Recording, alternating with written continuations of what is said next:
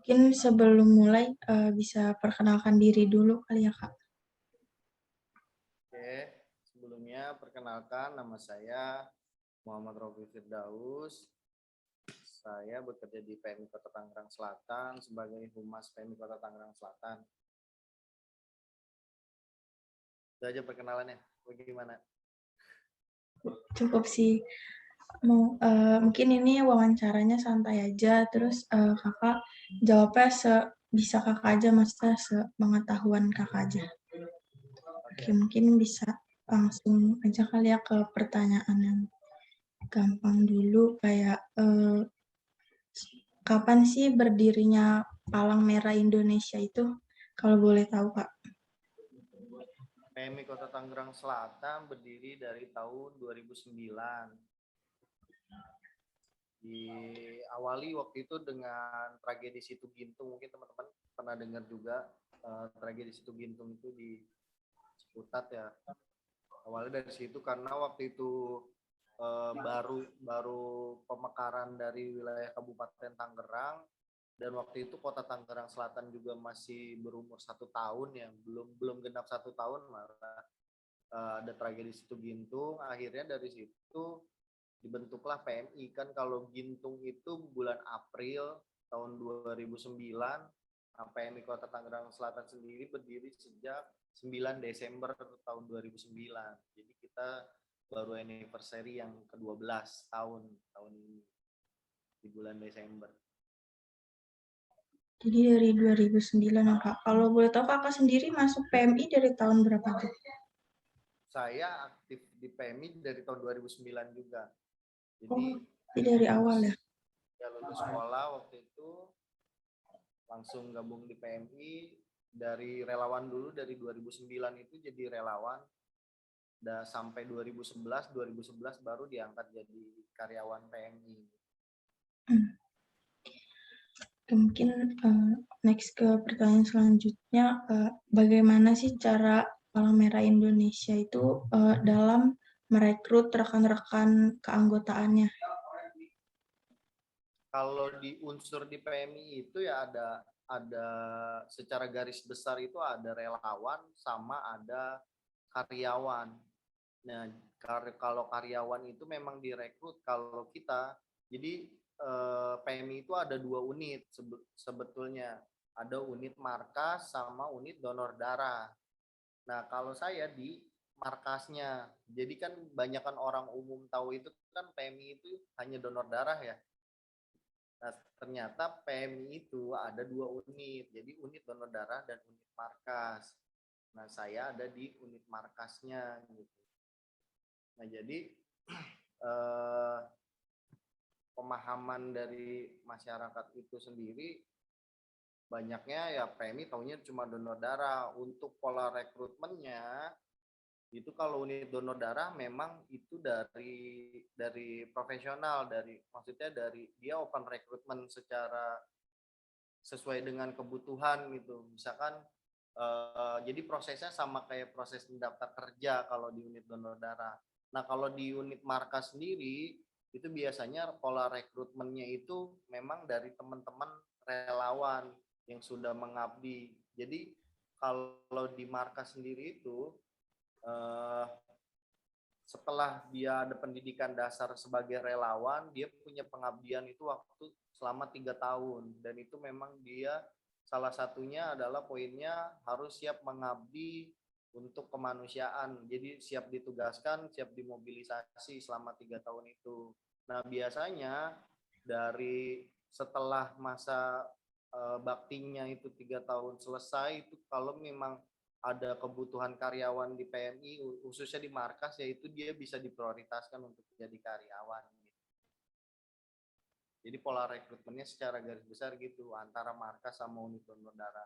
Kalau unit donor darah kan dia lebih spesifik ya, misalkan dia itu harus punya kompetensi atau ijazah terkait petugas transfusi darah, terus dari perawat biasanya. Nah, kalau kita umum dari perawat, dari apa namanya yang keahlian yang lainnya juga lebih umum gitu kalau di markas. Oke, berarti beda ya cara pengrekrutan anggotanya. Mungkin ke pertanyaan selanjutnya, bagaimana sih rekan-rekan PMI itu menanggapi permasalahan yang ada pada masyarakat? Nah, jadi sebetulnya PMI itu tentunya bekerja itu berdasarkan permasalahan yang ada di masyarakat. Jadi salah satu bahkan kita kalau punya jargon itu ya PMI kerjanya itu cari masalah gitu. Jadi ada masalah di masyarakat ya harus respon gitu, dan tentunya memang berdasarkan dari permasalahan yang ada di masyarakat.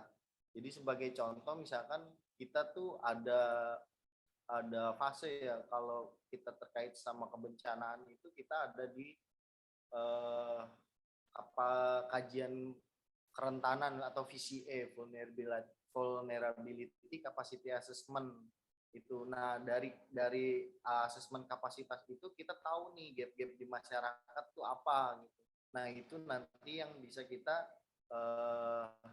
yang bisa kita tindak lanjuti atau kita tanggapi gitu di masyarakat. Misalkan kalau di Tangsel sendiri gitu, ada beberapa wilayah yang memang itu tidak punya akses air bersih. Nah, itu masalah yang ada di masyarakat itu kita tanggapi, dan tentunya kita juga melibatkan PMI satu tingkat atau dua tingkat di atasnya. Kalau misalkan PMI Tangsel tidak punya kapasitas untuk air bersih, berarti kita mintanya ke provinsi. Nanti kalau provinsi juga ini, nanti kita minta langsung ke pusat biasanya gitu. Menanggapi masalah-masalah yang ada di masyarakat itu. Sebagai contohnya. Mungkin yang biasa permasalahan yang ada di Tangsel itu kayak masalah air atau yang lainnya itu ya Kak?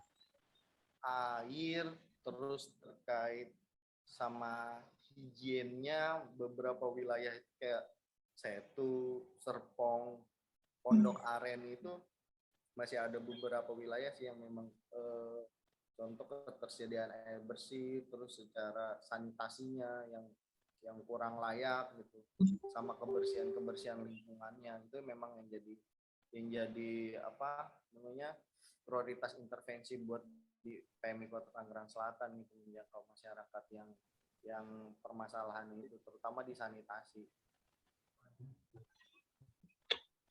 Oke, mungkin pertanyaan selanjutnya itu upaya apa saja yang dilakukan oleh rekan-rekan Palang Merah Indonesia nih dalam mencapai suatu keberhasilan kerja untuk mencapai yang kayak maksimal gitu loh kerjaannya. Ya, jadi di PMI sendiri situ udah mengadopsi kalau kita punya instrumen namanya atau tools itu berupa instrumennya namanya PMER, PMER, Planning, Monitoring, Evaluation, and Reporting.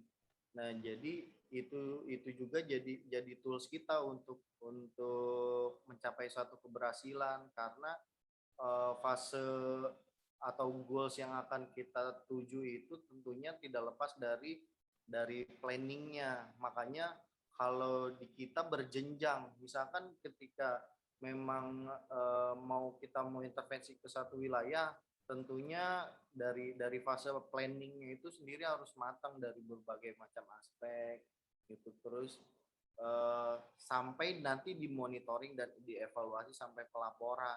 Jadi kita sendiri untuk mencapai keberhasilan itu punya tools, itu dia namanya IMER, dan itu toolsnya itu banyak gitu. Misalkan dan itu ada klasifikasinya. Misalkan ketika di bidang kesehatan itu nanti kita pakainya tools apa, terus di penanggulangan bencana kita pakai tools apa, di donor darah kita pakai tools apa, dan itu ada outcome-nya tersendiri atau ada capaiannya. Jadi nanti ada indikatornya, ada outcome-nya gitu.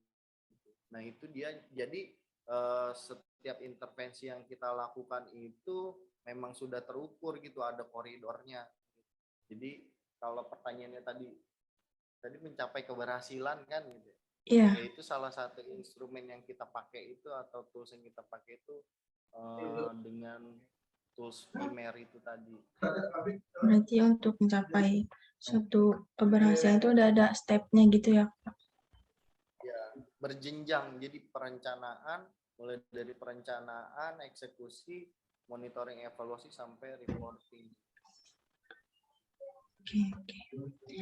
Mungkin kalau selama berdirinya Palang Merah Indonesia itu terdapat kayak masalah gitu, isu atau permasalahan yang pernah menimpa di organisasi PMI itu nggak sih, Kak? Pasti ada gitu. Contohnya itu tadi eh, kita masih ini sebenarnya jadi isunya PMI se-Indonesia ya, terkait edukasi ke masyarakat itu, bagaimana eh, mengedukasi masyarakat itu bahwa PMI itu tidak hanya diintervensi di donor darah aja. Itu sih paling permasalahan utamanya selama ini.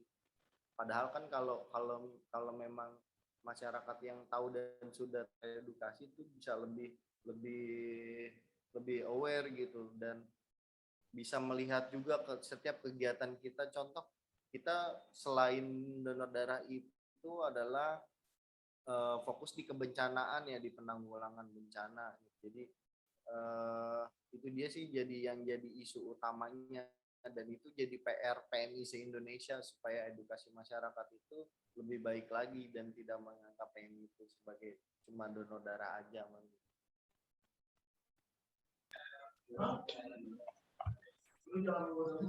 Mungkin pertanyaan selanjutnya aja kali ya. Kalau boleh tahu, kayak misalnya di PMI itu terdapat keluh kesah gitu dari rekan-rekan anggota, itu gimana sih cara mengatasi atau menampung keluh kesah itu dari rekan-rekan anggota tersebut gitu? Contohnya kayak gimana, keluh kesah apa nih, terkait Kayak kerja di PMI atau masalah pribadi? mungkin permasalahan kerja aja gitu. Biasanya ada nggak kayak keluh kesah? Gimana ya? Gimana, coba ini lebih spesifik lagi biar saya ini, keluh kesah dari pegawai Rekan-rekan gitu. dari anggota gitu, kalau misalnya mungkin lagi kayak rapat atau ngomong santai aja gitu, kayak keluh kesah apa gitu selama lagi kerja di organisasi tersebut gitu. Oke, jadi betulnya kalau jadi kalau keluh kesah itu sih pasti ada ya. Jadi biasanya kalau banyaknya sih, kalau di itu tadi kan, kalau balik lagi ke tadi statement saya bahwa di PMI itu kan ada unsur karyawan sama unsur relawan gitu. Nah, karyawan itu sendiri memang ada kepalanya, dan relawan sendiri punya koordinator, namanya kalau kita disebutnya komandan. Jadi dari relawan itu ada 4 kan, ada KSR, TSR, PMR yang di sekolah, sama donor darah sukarela. Nah, jadi paling kalau menampung keluh kesahnya itu ya pastinya dia, kalau kita tuh manajemen untuk apa sih namanya, keluhan gitu, memang ada tempatnya gitu. Contoh misalkan kalau di rapat gitu ya pasti kita nampungnya itu nanti langsung ke kepala, dan kalau di KSR sendiri, di relawan sendiri, pasti nanti ininya ke koordinatornya, ke komandannya gitu. Nanti baru kalau misalkan itu ada permasalahannya, memang nggak bisa diselesaikan di situ, baru kita diarahkan ke satu tingkat di atasnya. Contoh, kalau KSR itu atau relawan itu satu tingkat di atas itu tentunya staf di markasnya, karyawan PMI-nya. Nanti kalau dari karyawan PMI-nya, kalau memang tidak bisa menangani itu sendiri, baru satu tingkat di atas itu ke pengurus PMI. Jadi kalau ada keluh kesah kayak gitu langsung ke kepalanya gitu, Kak. Ya, jadi langsung kita laporkan ke koordinatornya, kalau di relawan itu komandan, kalau kita ke kepala.